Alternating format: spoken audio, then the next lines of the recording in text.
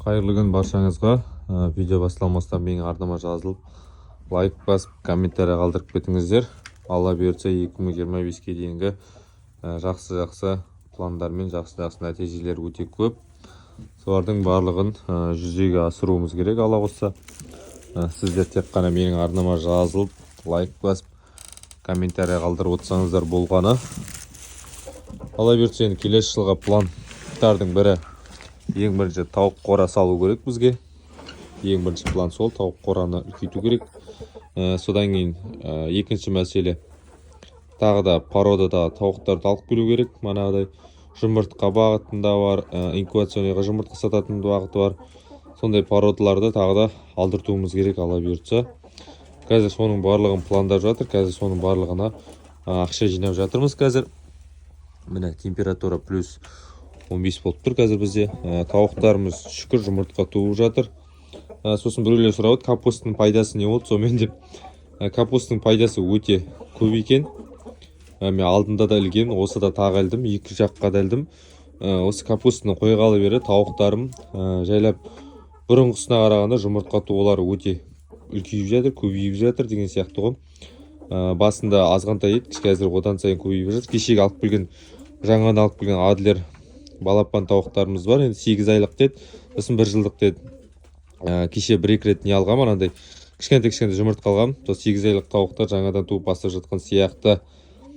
Сосын мына нені беріп жатырмын ғой, ракушкқа беріп жатырмын ғой. Соның да нәтижелері шығып жатыр. Жұмыртқаның қабықтары қатайып, жұмыртқаның сыртына білініп жатыр, уже бүдір-бүдір болып.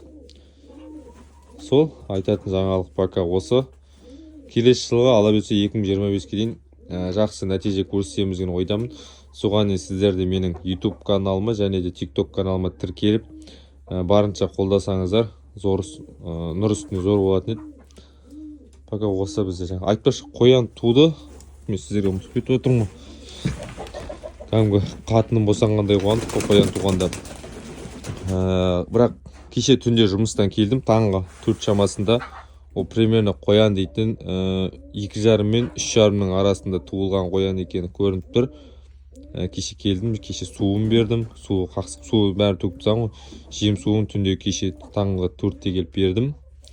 Бірақ қай жерге туғанын білмеймін. Мына жерде қазған, мынаның астына туып тастады.